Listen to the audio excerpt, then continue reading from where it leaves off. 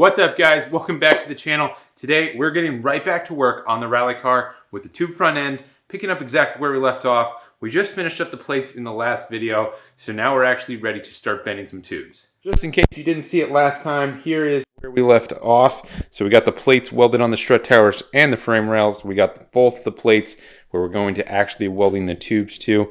Those are bolted on currently, so we can start mocking up everything with those in place.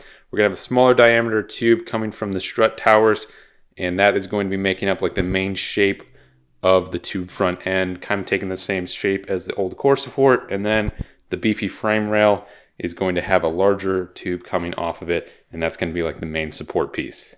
So if you're interested in seeing the design before I actually get into it, I did go over it in the last video. At the end, I made the whole design for the front end in SolidWorks, so you can go check that out, kind of get an idea roughly of how it's going to look. I'm sure there will be some changes because I didn't have everything designed in there, like all the mounts, where the oil cooler is going to go, where the radiator was going to go exactly. So I'm going to be getting started today by getting all the measurements that we need for the top primary tube, which is going to be made out of 1/2" 0.65 wall DOM, kind of thin stuff. If you're thinking about it in your head, it is going to be tied in quite a few places into the lower frame rail pieces, which are going to be 1.5" 0.95 wall DOM, which is like roll cage material. Plus, it's really not going to be that structural because it's really just there to provide the shape for the front end, as well as give like the mounting places for the fender, the radiator, and pretty much like the hood pins. I think that's pretty much all that's going to go in there, and maybe the oil cooler, but that's going to be kind of like the lower section. And all of it's going to be tied into those 1.5" pieces, so it should be pretty strong when we're actually done with it. It's going to be interesting to start bending tubes again because it has been a while since I've used my tube bender, and you kind of forget how to do all that kind of stuff, and some of that stuff kind of just like fades away. So hopefully I don't end up wasting a bunch of tube because it's hard to get 1/2" DOM. No steel suppliers around me sell it, so I had to order it online, and it's not cheap to order something like that online, even though the material is not that expensive because it's usually sold by the weight, and it's not that heavy of stuff. But shipping something that's really long is definitely expensive, so it was not cheap getting all that tube sent here. Which, speaking of, this is actually how it came shipped. So I got it in as long of increments as they could sell it. So I think it's only 8 feet 9 inches. And when I measured how much I needed for this front end, just for the top piece, it's like right at 8 feet. So I've got a few inches to spare, and I didn't really calculate everything that I needed for each bend. So, but the die radius is pretty small, so not too much material is going to be used up. So should be good with like 8 feet 2 inches. I'm going to get this open though, and we'll start getting all the measurements and everything like that.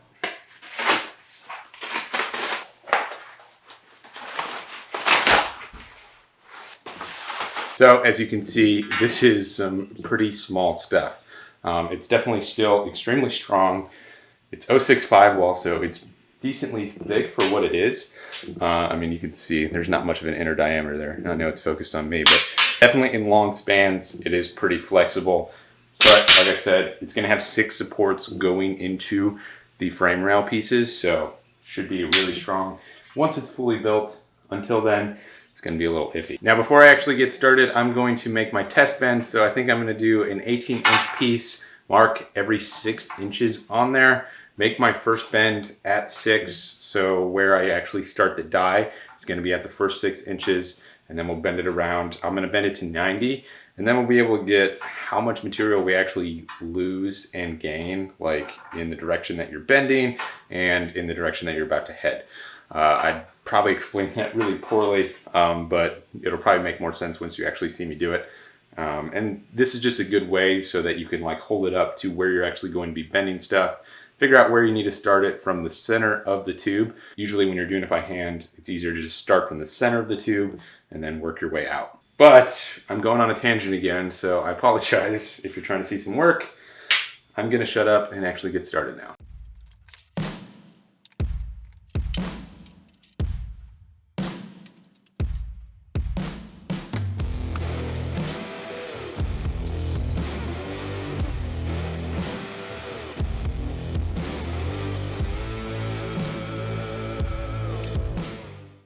So you guys haven't seen all the new bender mods that I have done yet. At least I don't think that I put that video out yet because it's taken me a long time to edit. But I went to a air over hydraulic bender, really just a conversion kit for my old bender that I had that was manual. So now it's on casters, it can move around. And then I also added this angle finder gauge to it. All this stuff's made by Swag Off-Road. They make a lot of cool stuff for like fabrication stuff. Definitely check them out. A lot of cool stuff. I should have a video on this out sometime soon. But I'm definitely excited to use this for the first time because I haven't really done anything with it since then. I do need to tap this die though. So you have to drill into your dies and tap it so that you can actually engage that angle finder so that you can use it. That's what I have to do real quick. I'm gonna throw it in the drill press, drill this out, and then we'll tap it. And then hopefully we can start bending that tube up. Also, cool drill press like modification thing you can do. If you got one of these like vices for your drill press, throw some magnets on the bottom. It's a lot easier. Then you don't have to worry about mounting it every time and then like adjusting it. You just slide it around and put it exactly where you want it, and it holds it like well enough so that you don't have to worry about it moving. I do need to add 2 more magnets to this though, and tighten them up because I didn't. Super lazy. Almost finished the job. And I have 2 more magnets too. I just need to do it.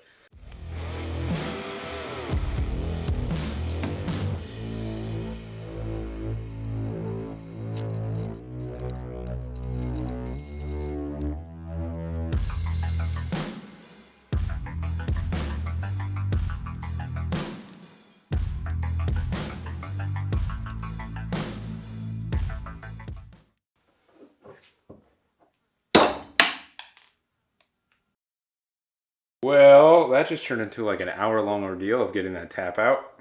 That's why you shouldn't get lazy and use an adjustable wrench instead of the tools that come with your tap and die set. I wish I could have just left that out, but I feel like you guys should see my pain that I just went through of the struggle. Don't do that. Don't do what I just did. So this die is finally ready with what I threaded in there now. So now we can finally bend that tube.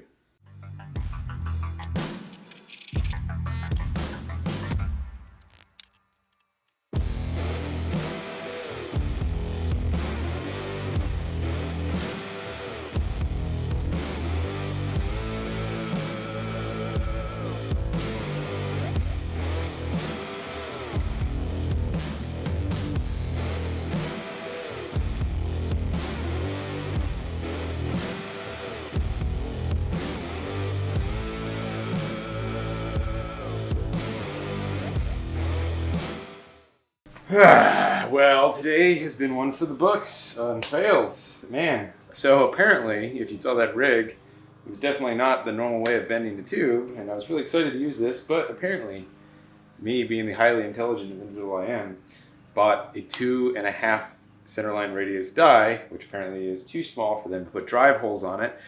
So it works for the bender, but I'm not even sure why they would even sell it, because you can't use the drive holes. So you have to kind of rig it almost like I have it right now. I called them and they were like, oh, it doesn't work with hydraulics, so you got to take it all apart. Obviously, you could just use some clamps and some scrap pieces of metal and make it work. So apparently it's supposed to be that you just shove the handle in there and just force it all the way over like I'm kind of doing right now. I don't even know why they would sell this die for the bender without putting like a warning, because obviously, like me, I didn't read like the instruction manual that says if you get under 2.5 inch or under 3 inch centerline radius dies, that's how they come without drive holes. So this is what we have to do. I mean, it still works. I just didn't want to have to take it all apart. It kind of sucks. I wish I had gone with the 3 inch centerline radius die, and then I would have drive holes and it would be so much better. Oh well. Whatever. Anyway, I'm going to take that out now that we have our template.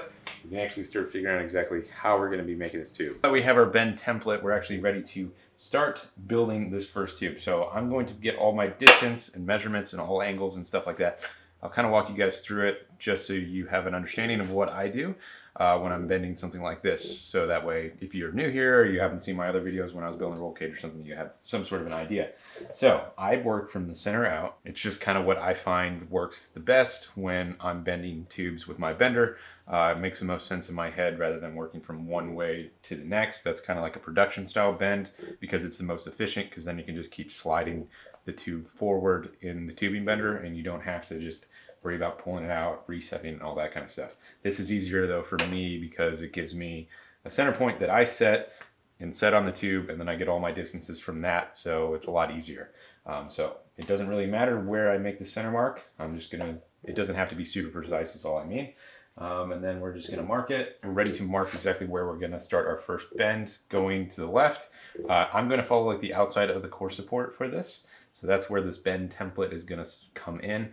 I've got my start point marked out on here. So this is what I correlate and I line up on the die. So this is the very edge of the die. And then I know when I line that up, what kind of a radius it gives me on my actual bend. So I'm gonna mark that up, and then you mark it on the sheet metal because that's where you're gonna get your distance. So now we're gonna get the angle of this bend so that we can correlate it. I've got quite a few different ways of actually getting it. I've got this electronic angle finder, makes it super convenient, pretty accurate. I've got this big protractor. I've got smaller protractors, like multiple, pretty much the same thing as this, just like a lot smaller, and they all work.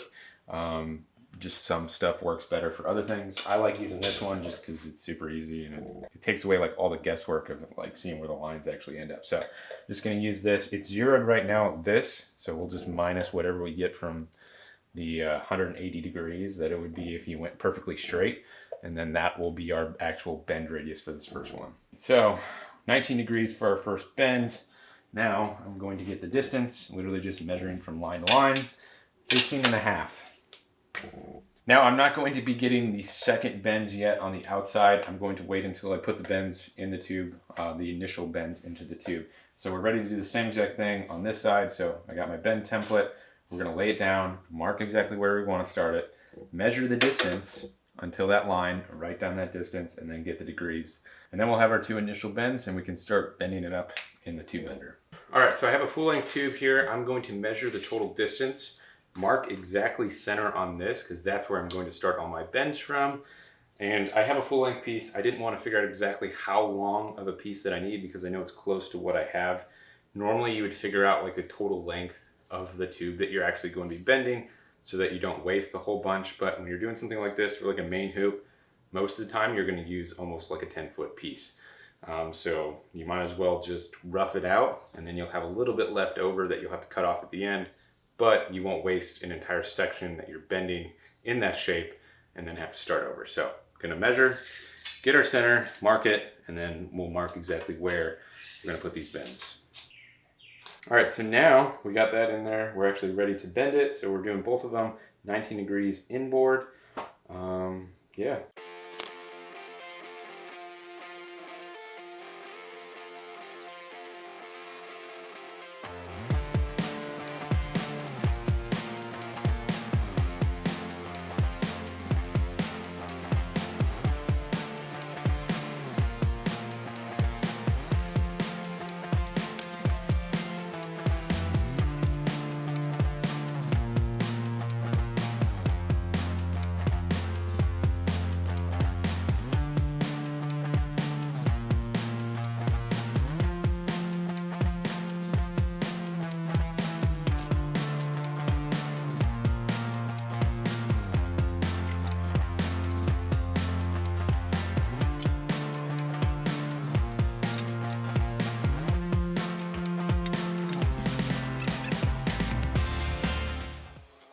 So I'll let you guys know that this is definitely one of those days where I do not feel like doing anything because it just all started going wrong. As soon as I tapped that, didn't work. The die doesn't work. It's super annoying to have to use this the way that it's not meant to be. There's mosquitoes out now. For some reason it's really hot, mid-October. It's like 86 out today and like 95% humidity, so I'm sweating my ass off just sitting here. Just not having a good time. I should probably take a break because my workmanship is going down. So is my verbal skills since I just said worksman. Anyway, I'm gonna bend these tubes and then we'll see from there. I better not mess this up, you know, waste a tube. It's only like $10 for these tubes, but it's like the $95 for shipping where they get you because it's such an oversized package.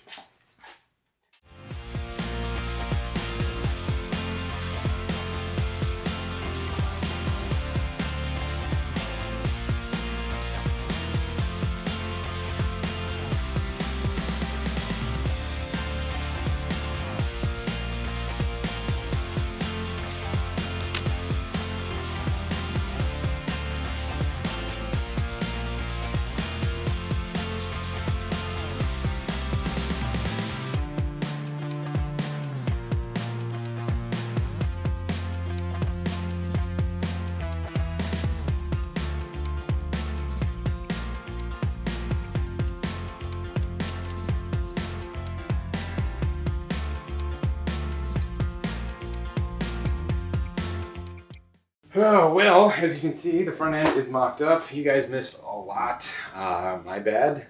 It's been one of those days where you just keep doing stupid things, making mistakes. Lost a lot of footage of literally all this. I mean, you didn't miss much. I literally just threw the fenders on, the bumper. I trimmed a little bit off of the tube and pretty much got it exactly where it's going to go as best as I can right now, because I can only get everything as close to where it's going to go without having all the other stuff in place. I'm done for the day because I'm at that point where I'll end up like messing up something else and wasting tubes or accidentally like ruin this piece, and I really don't want to rebend it. So I'll see you guys in the next clip. Well, I'm in a lot better mood today, and hopefully everything goes a little bit smoother on the car. No breaking dies or taps or anything like that, because yesterday was pretty frustrating and I did not want to continue working, so it's probably a good thing I stopped. Anyway, I was looking at the design of what we're going to do from these frame rail pieces, because that's where we left off. We got to get those done in the bash bar before we can actually square everything up and get it exactly where it's going to go. So we're going to start with that. I want to do the bash bar first, that way we can get that set in there. And looking at the pieces coming off the frame rail, I know I initially said that I wanted to put a little bend in there. That's going to make it a lot more complicated, and looking at it with a level and kind of playing around with different angles, kind of looks like I could just angle it up slightly. First things first, we got to make the bash bar, so we got to get all the measurements for that. It is going to wrap all the way around the bumper because this bumper really doesn't have like any support, neither does the fender, so I kind of wanted to give a little bit more support to the fender, so if we continue it all the way out to here inside of the bumper, it's going to add a little bit more rigidity to that whole section, and then we can make a little mount off of that to actually mount the fender on as well, and kind of serve as a mounting point for some fender liners that we're going to have later on.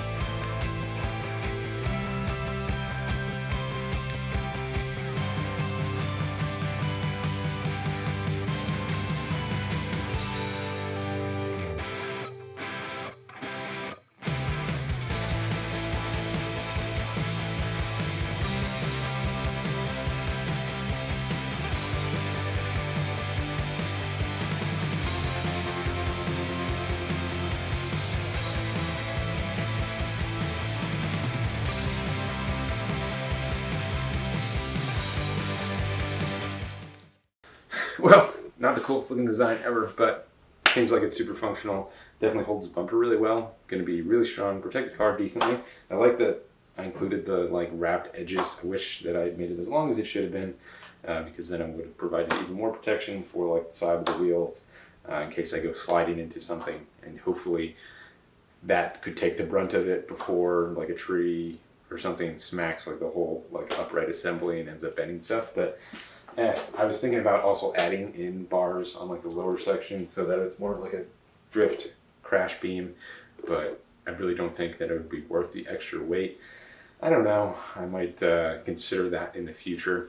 I can always add that on later once I finish everything, which I'm going to be excited to finish up like the squaring up everything, and then just start like making it look better and finishing it all up, because it's tedious like trying to get everything square. It's very time consuming, and it seems like you don't get much done because you're always just kind of doing that. So it's going to be exciting to move on to the next step. Anyway, I've been talking way too long at the end of the video, and this video is already probably like 20 minutes long, so if you made it this far, that's A for effort there. I appreciate you watching. Let me know if you made it this far. And as always, I'll see you guys in the next video, and hope you enjoy the rest of your day.